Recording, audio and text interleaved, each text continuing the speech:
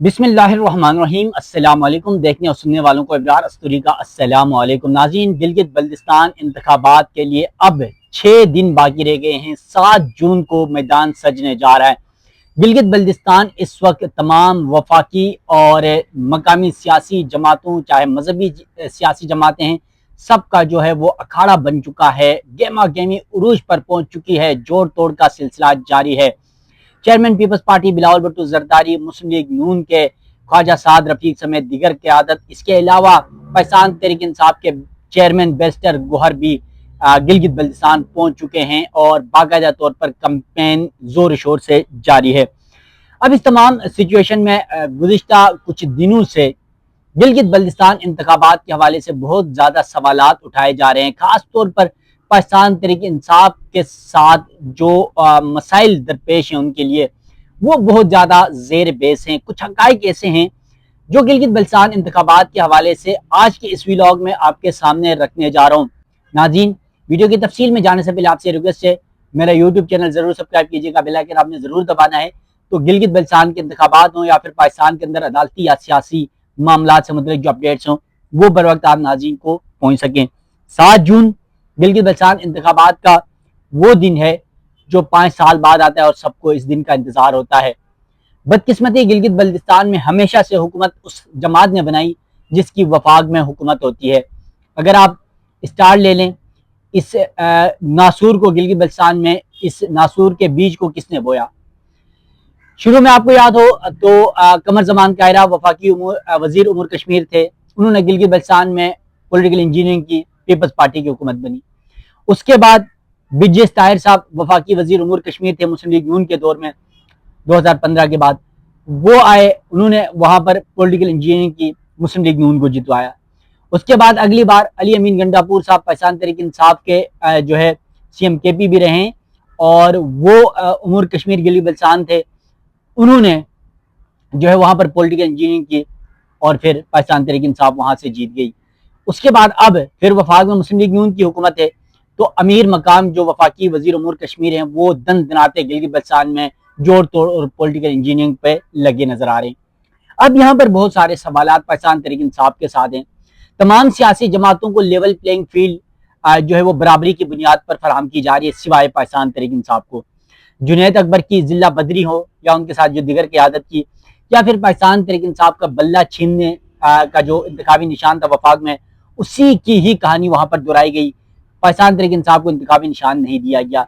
इसके अलावा पाकिस्तान तहरीक इंसाफ ने जिस इंतखाबी निशान या जिस पार्टी के साथ इलेक्शन लड़ने की कोशिश की, जिस तरह वफाक में 2024 का जो इलेक्शन हुआ 8 फरवरी का, उसमें पाकिस्तान तहरीक इंसाफ नजरियाती के टिकट से PTI ने उसके इंतखाबी निशान से इलेक्शन लड़ने की कोशिश की तो उसे लाहौर प्रेस क्लब में किस तरह जो है वो उठा के लाया गया और प्रेस कॉन्फ्रेंस करवाई गई। इसी तरह गिलगित बल्तिस्तान में भी ये सब कुछ देखने में नजर आ रहा है। अब कुछ ऐसे हक़ाइक़ यानी इंतखाबात गिलगित बल्तिस्तान के इस वक्त मुकम्मल तौर पर जो है मुतनाज़ा नजर आ रहे हैं। अब इसमें सबसे बड़ा किरदार है, क्योंकि इलेक्शन कमीशन का किरदार है, इलेक्शन कमिश्नर का किरदार है, क्योंकि इंतखाबात साफ शफाफ इंतखाबात कराना इलेक्शन कमीशन का काम है। निगरान हुकूमत वहाँ उनको सहूलियात फराहम करने के लिए अलर्ट रहती है। अब चीफ इलेक्शन कमिश्नर क्योंकि वफाक की तरफ वहाँ पर भी एक राजा साहब है, राजा शहबाज खान साहब, और वो इस तरह जो है तमाम सियासी जमातों को ट्रीट नहीं कर रहे हैं जिस तरह एक आईनी ओहदे पर रहते हुए करना चाहिए। हुआ क्या, राजा शहबाज खान और निगरान हुकूमत इस वक्त मुकम्मल तौर पर जानिबदार नजर आ रही है और इस पर बहुत सारे सवालात उठ रहे हैं। इसके अलावा तहरीक इंसाफ के लिए मैदान बंद कर दिया गया है, लेवल प्लेइंग फील्ड नहीं दी जा रही है, बाकी सबको खुली छूट है। अब हुआ क्या कि गिलगित बल्तिस्तान में जो है PTI को कैंपेन की इजाज़त नहीं दी गई। आपको पता है जुनैद अकबर जो PTI खैबर पख्तूनख्वा के सूबाई सदर हैं वो गिलगित बल्तिस्तान गए। गिलगित में उन्होंने एक दिन रैली की, दूसरे दिन जब वो गिजर जा रहे थे तो वहाँ पर उनको गिजर से जिला बदर कर दिया गया पुलिस के जरिए, एक SP के जरिए, और कहा गया कि वो NOC उनके पास नहीं है और इंतखाबी जवाबित जो है इलेक्शन कमीशन के उसकी खिलाफ वर्जी की गई है। कमाल तो ये है कि जो इलेक्शन कवानीन और जवाबित हैं वो सिर्फ पाकिस्तान तहरीक इंसाफ पर लागू होते हैं। बाकी सियासी जमातें चाहे वज़ीर आज़म शहबाज शरीफ हों, आए वहाँ पर ऐलानात करके गए और उसके साथ साथ वहाँ पर उनके साथ उम्मीदवारान दन दनाते मनसूबों का इफ्तिताह करते रहे। الیکشن کمیشن نے کیا کیا، کچھ بھی نظر نہیں آیا۔ اس کے بعد پھر آپ کو پتا ہے پاکستان پیپلز پارٹی کو شروع میں تھوڑی سی مشکلات ضرور نظر آئی، ٹھیک ہے، لیکن اب پیپلز پارٹی کے ساتھ بھی جو ہے وہ محبتیں نچھاور کی جا رہی ہیں۔ اس کے بعد اگر بات کی جائے انتخابی نشان کی سیاست جو گلگت بلتستان میں کی گئی ہے کہ پہلے پی ٹی آئی اور پھر اعلان شدہ جماعت سے جو انتخابی نشان تھا وہ چھینا گیا۔ پی ٹی آئی کو یہ کہا گیا کہ آپ نے انٹرا پارٹی انتخابات نہیں کروائے، وہیں سابق چیف جسٹس قاضی فائز عیسیٰ کا فارمولہ گلگت بلتستان میں نافذ العمل کیا گیا اور کہا گیا کہ آپ نے انٹرا پارٹی انتخابات نہیں کرائے۔ حالانکہ اگر دیکھا جائے تو گلگت بلتستان میں کون سی سیاسی جماعت ہے مجھے دکھا دیں، مسلم لیگ نون ہو، پاکستان پیپلز پارٹی ہو، جماعت اسلامی ہو، جمعیت علماء اسلام ہو، اسلامی تحریک ہو، مجلس وحدت المسلمین ہو، ایم کیو ایم ہو، کاف لیگ ہو یا دیگر مقامی سیاسی جماعتیں ہوں یا مذہبی جماعتیں ہوں، کسی کا مجھے دکھا دیں کہ انہوں نے انٹرا پارٹی انتخابات کروائے۔ لیکن کیا ہے، ایک بہانہ چاہیے پاکستان تحریک انصاف سے انتخابی نشان چھیننے کا، اب وہ ہو گیا۔ اس کے بعد جب پاکستان تحریک انصاف کو انتخابی نشان نہیں ملا تو انہوں نے ایک سیاسی جماعت جو اس سال رجسٹر کی گئی تھی گلگت بلتستان میں، اور شیر غازی صاحب اس کے چیئرمین ہیں، اور انہوں نے وہاں پر ان کے ساتھ خالد خورشید کی شاید بات ہوئی جو Gilgit Baltistan P T I کے صوبائی صدر ہیں۔ اس معاملات میں جب ان کی گفت و شنید ہو گئی اور پھر اڈیالہ جیل کی تصویر اور گھوڑے پر عمران خان کو سوار کر کے انہوں نے ایک شام کو تصویر شیئر کی۔ جب جو ہی شام کو تصویر شیئر ہوئی اس کے بعد جو گلگت بلتستان ڈیموکریٹک پارٹی جن سے پی ٹی آئی الحاق کرنے جا رہی تھی، پہلے آپشن پہ تو ان سے جو پولو مین تھا یعنی گھوڑا سوار تھا وہ انتخابی نشان واپس لے آئی گیا۔ اس کے اگلے دن جو امیدوار تھے خود چیئرمین صاحب الیکشن لڑ رہے تھے ان کو اپنے حلقے سے وڈرا کرنا پڑا، یعنی مطلب اس طرح اوپن تو نہیں، انٹرنل پریشرائز کیا گیا۔ اس کے بعد اس سے پہلے کچھ چیزیں یہ ہوئی کہ جب آل پارٹی سے، حالانکہ ٹھیک ہے انٹرا پارٹی انتخابات میں آپ نے نشان نہیں دیا، مان بھی لیں اس بات کو، لیکن اس کے بعد آلریڈی پی ٹی آئی تو گلگت بلتستان الیکشن کمیشن میں رجسٹرڈ پارٹی ہے، گزشتہ الیکشن جیت چکی ہے، حکومت بنا چکی ہے۔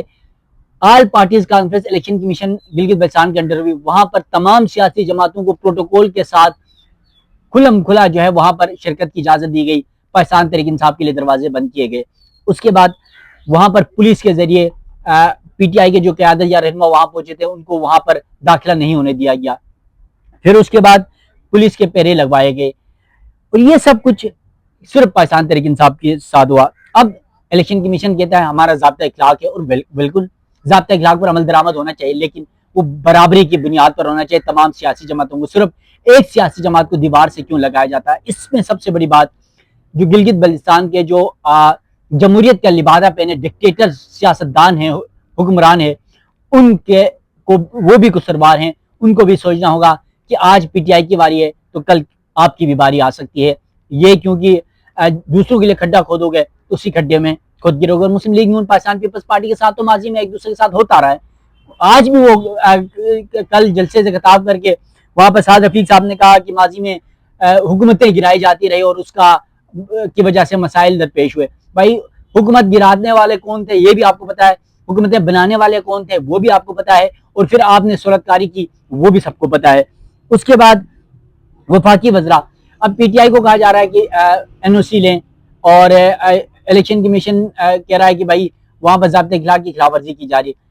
مسلم لیگ نون کے وزیر اعظم شہباز شریف صاحب وہاں پر آئے، گلگت بلتستان میں منصوبوں کا افتتاح کیا اور امیدواروں کو ساتھ لے کر کوڈ آف کنڈکٹ کی خلاف ورزی ہے یا نہیں ہے؟ سوائے ایک وہاں پر نوٹس جاری کیا گیا تھا کہ پیش ہو کر وضاحت دیں، اس کے علاوہ کیا کیا گیا مجھے بتا دیں۔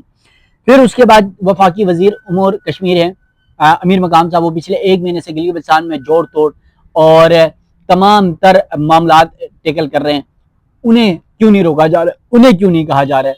اس کے بعد دیگر سیاسی جماعتوں کا آپ دیکھ لیں کہ پیپلز پارٹی کے وہاں پر قمر زمان قاہرہ ہے، نیئر بخاری ہیں، ندیم افضل چند ہیں، وہ بھی وہاں پر پہنچے ہوئے، وہ پچھلے ایک مہینے سے کمپین کریں، ان کو کیوں نہیں روکا جا رہا ہے؟ جنید اکبر پی ٹی آئی کے صوبائی خیبر پختونخوا کے صدر ایک دن پہلے پہنچے، گلگت میں ایک ریلی کی، ان کے ہوش اڑ گئے، دوسرے دن گدر سے ان کو ضلع بدر کیا گیا، پھر گلگت سے بھی ضلع بدر کیا گیا اور یہ بہانہ بنایا گیا کہ این او سی نہیں لی گئی، ٹھیک ہے۔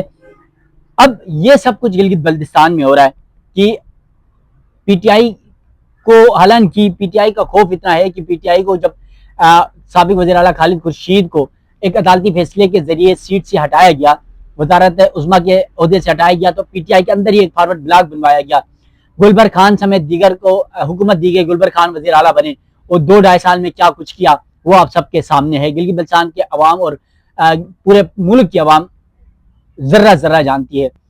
اب وہ ساری پی ٹی آئی کی جو قیادت تھی ان کو وہاں پر لے گئے, اور اس وقت پی ٹی آئی نے اپنی تیسری لہر نوجوانوں کو ٹکٹ دیے, کارکنوں کو ٹکٹ دیے. ان کا بھی اتنا خوف ہے کہ ان سے بھی گھبرائے ہوئے. حالانکہ یقین مانیے گا اگر پی ٹی آئی بہت محنت کرتی ہے تو جو گراؤنڈ ریئلٹیز ہے 3 سے 4 سیٹیں نکال سکتی ہے گلگت بلتستان میں موجودہ سچویشن میں. پھر WM ان کے ساتھ الحاق میں ہے, وہ 2 سیٹیں وہ نکال سکتی ہے. تو ٹوٹل 5-6-7 سیٹیں دونوں جماعتیں مل کے 6-7 سیٹیں نکال سکتے ہیں. اگر فیئر اینڈ فیئر الیکشن ہو تو ہو سکتا ہے 8-10 تک بھی جا سکتے ہیں, لیکن 5-6 نکال سکتے ہیں وہ.